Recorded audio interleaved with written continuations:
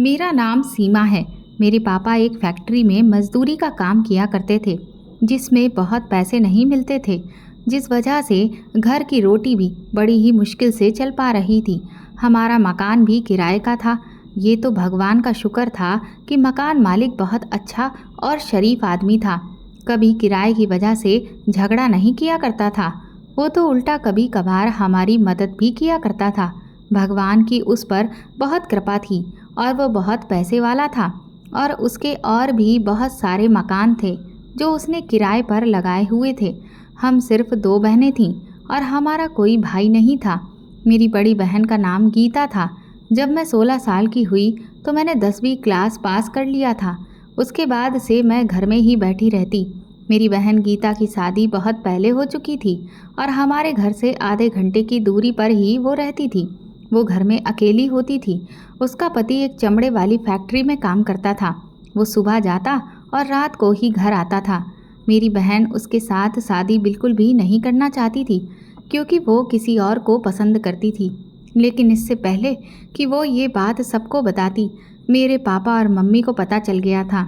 तब मम्मी और पापा ने मिलकर मेरी बहन को बहुत मारा।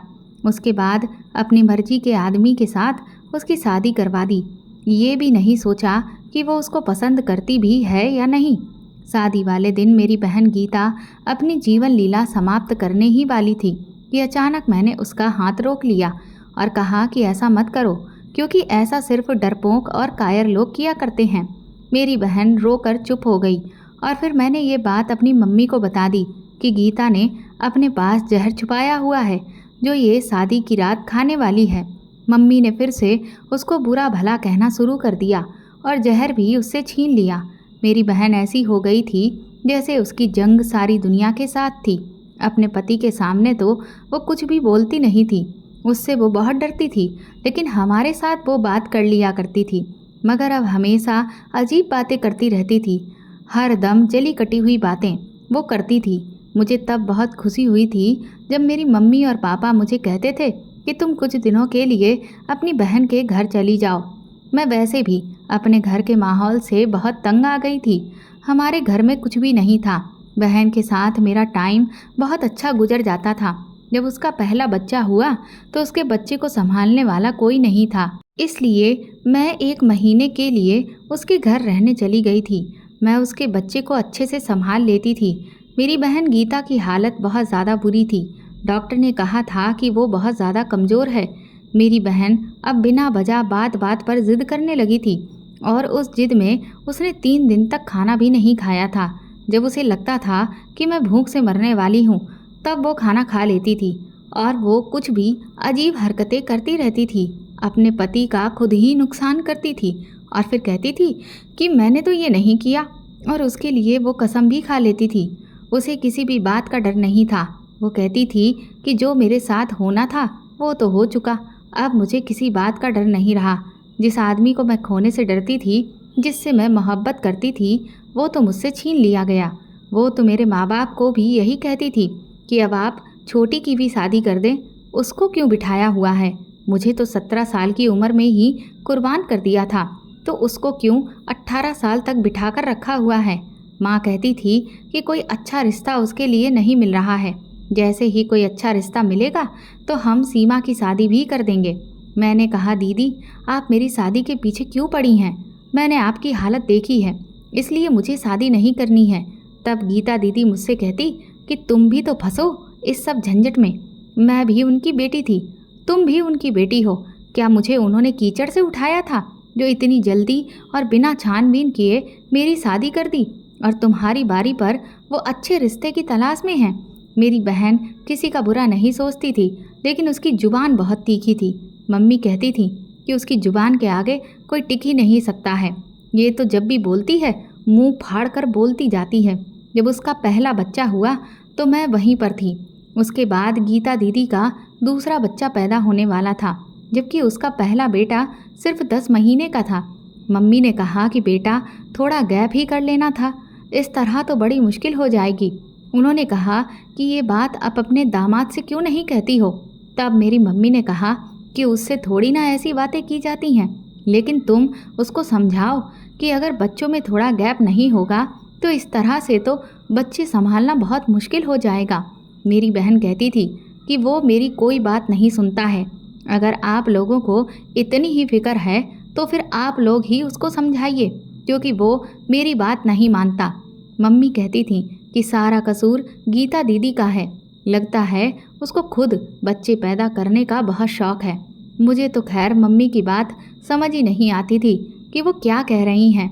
वो कभी कहती थी कि आदमी और औरत दोनों मिलकर बच्चा पैदा करते हैं और उन दोनों की मर्जी होती है, लेकिन फिर एक तरफ ये भी कहती थी कि ये सब भगवान की कृपा है, वो जिसको चाहे औलाद दे और जिसको ना चाहे उसे ना दे।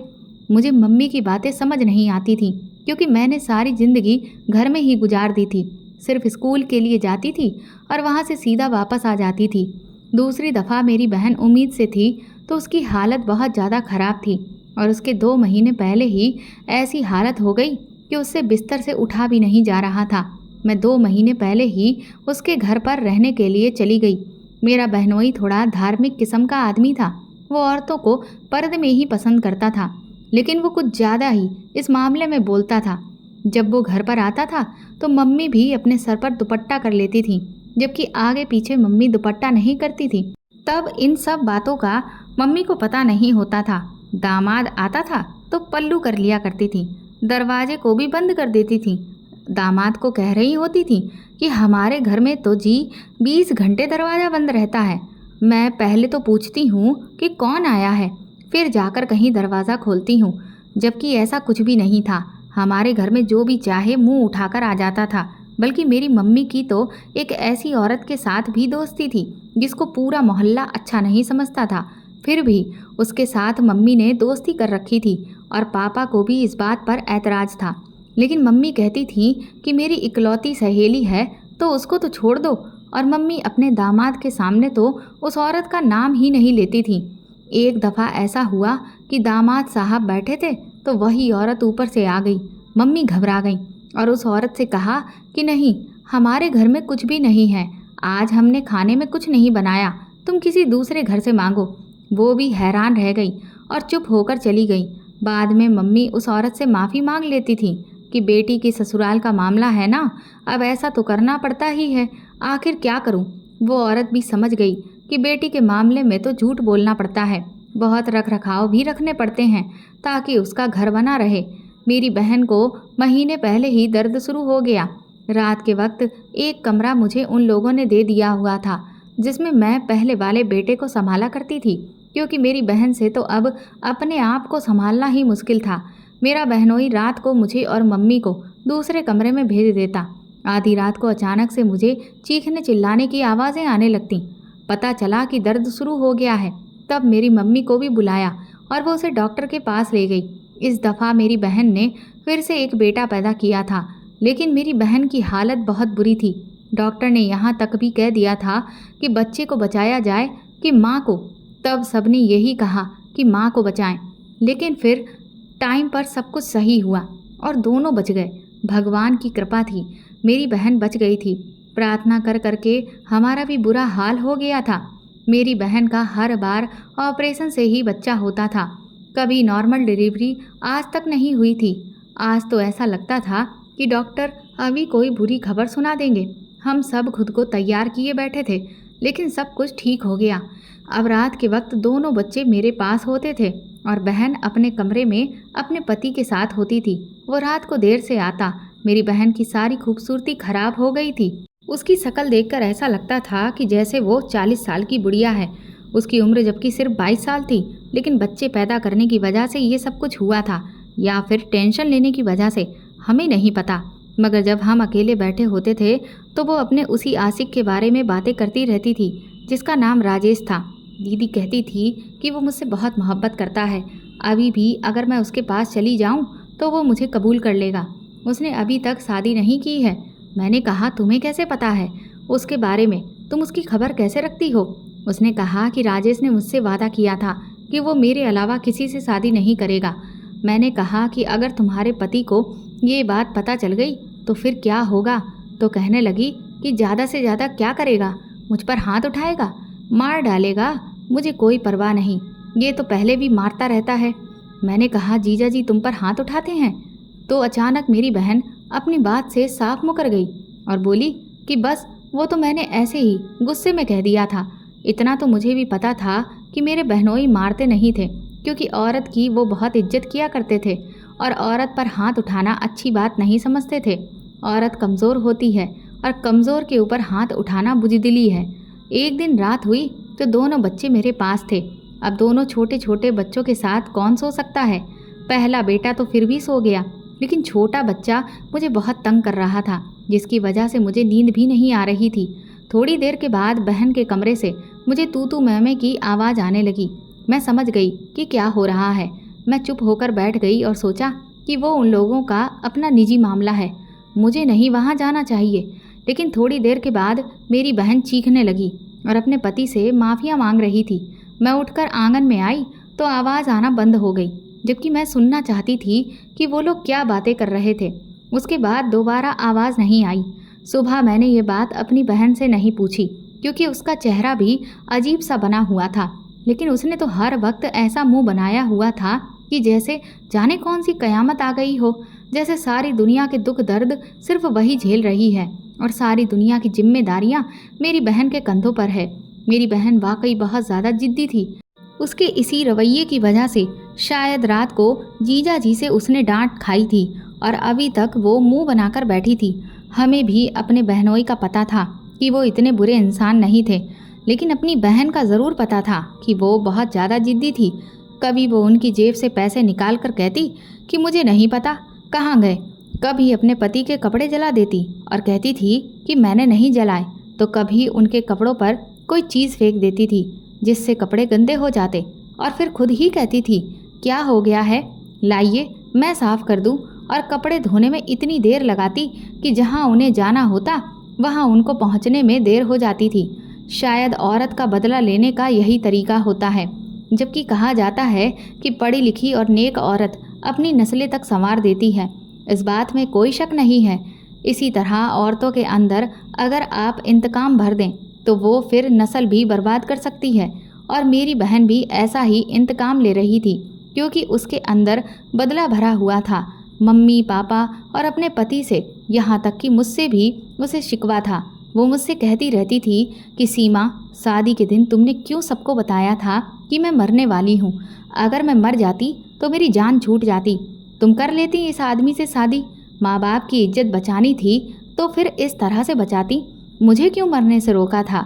तुमने मुझे जलील करवा दिया। मेरी बहन कभी कभी बहुत अजीब बातें करती थी, समझ नहीं आता था कि वो क्या चाहती है।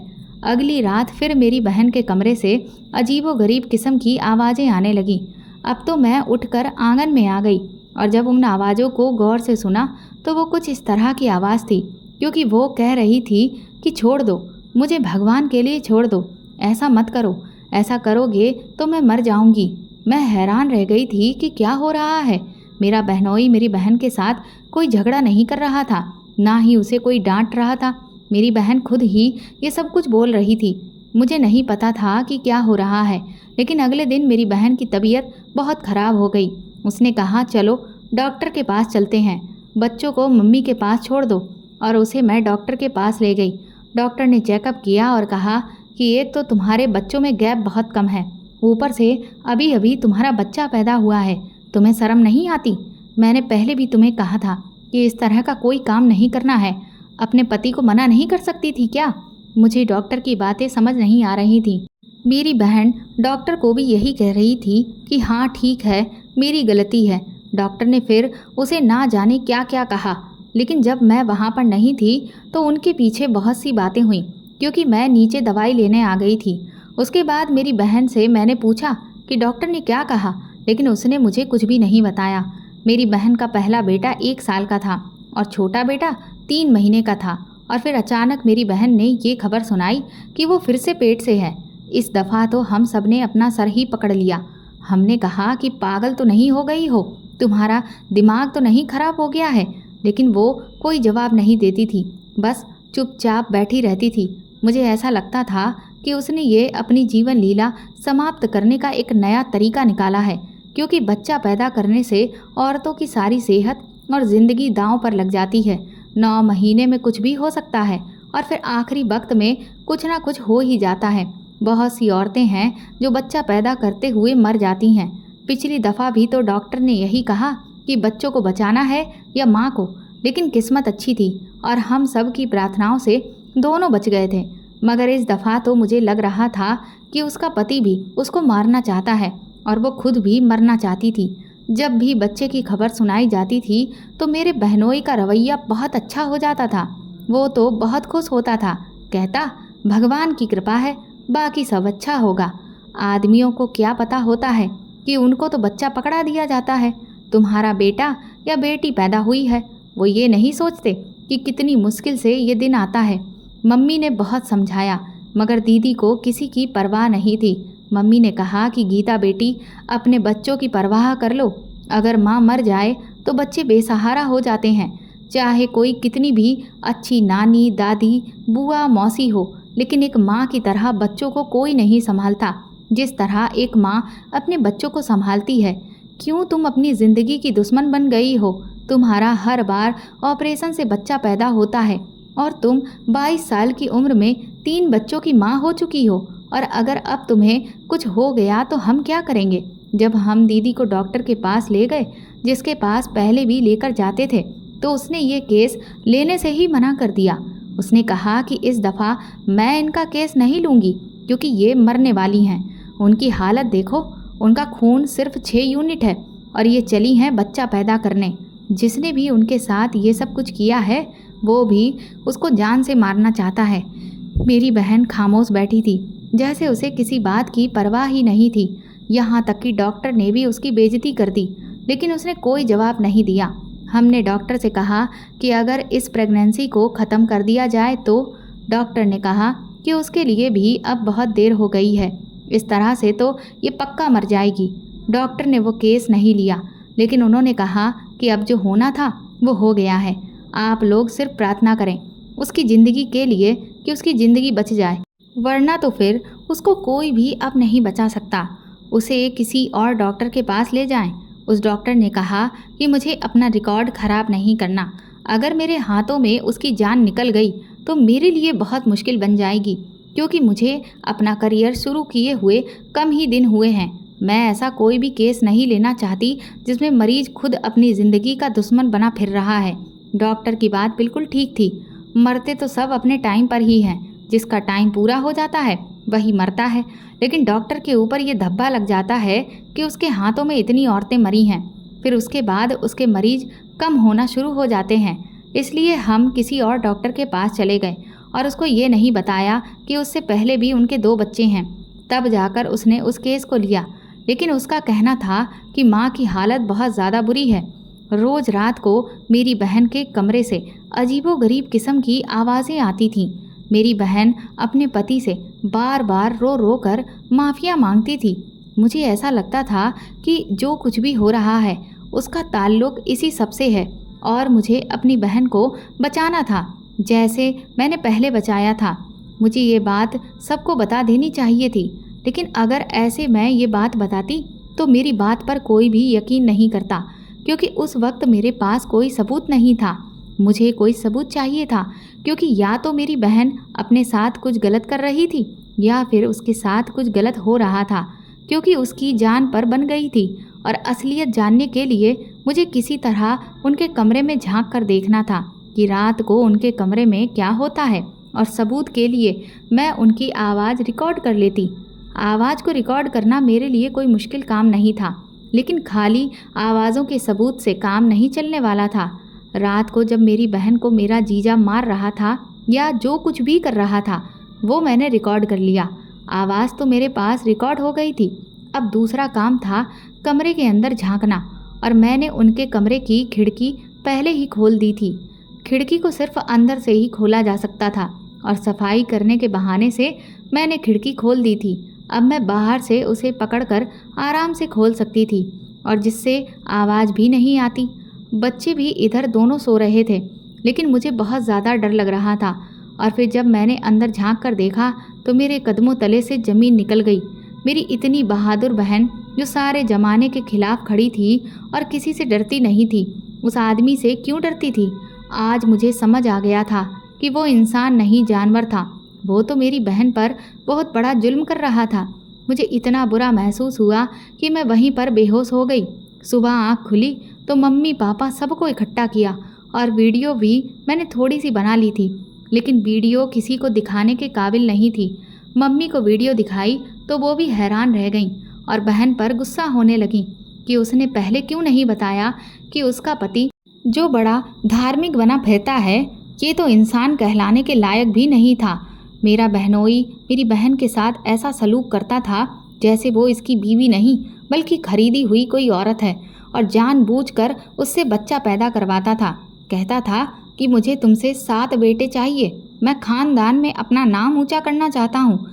ये भी कहता था कि अगर बच्चे को मारने के लिए कोई गोली खाई या कुछ किया तो तेरे बाकी के दोनों बच्चों को भी मार दूंगा और तुझे भी मार दूंगा। मेरी बहन बच्चों की खातिर ये सब कुछ बर्दाश्त करती रहती थी। उसने मम्मी को सब कुछ बता दिया। उन्होंने कहा कि अब तो पानी सर के ऊपर जा चुका है। मम्मी ने कहा कि हमारी बेटी कोई जानवर नहीं है जो हमने तुम्हें उसके हवाले कर दिया और तुम उसके साथ कुछ भी सलूक करो।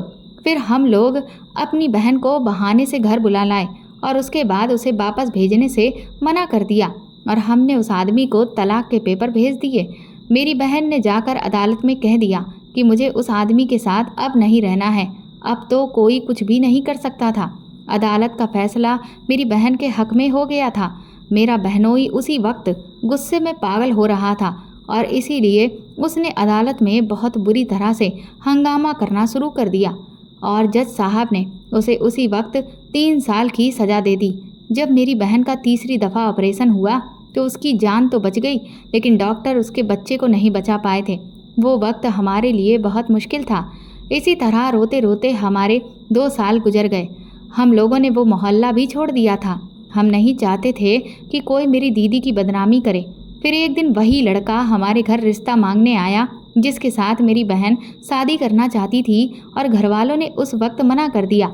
लेकिन आज उसका हमारे घर में मेरी बहन का रिश्ता मांगना ऐसा ही था जैसे वो हमारी बहुत बड़ी मुश्किल को अपने सर लेने आया हो, क्योंकि 22 साल की उम्र में ही मेरी बहन घर वापस आ गई थी।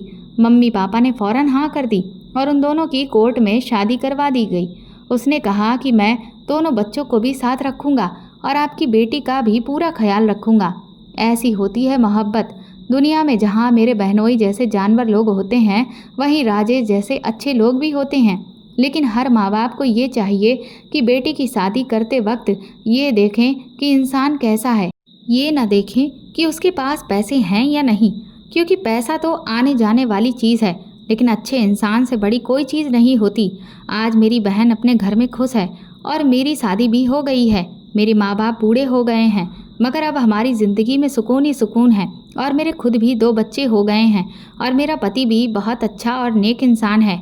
मेरे माँ बाप ने मेरे पसंद का पति ढूंढा था, जिससे मैंने कहा उसी से मेरी शादी कर दी। हकीकत यही है कि एक लड़की को अच्छे इंसान की ज़रूरत होती है, पैसों की नहीं। तो दोस्तों, आपको ये कहानी कैसी लगी हमें कमेंट करके ज़रूर बताएं और प्लीज़ इस कहानी को ज़्यादा से ज़्यादा शेयर और लाइक करके मेरे चैनल को सपोर्ट करें।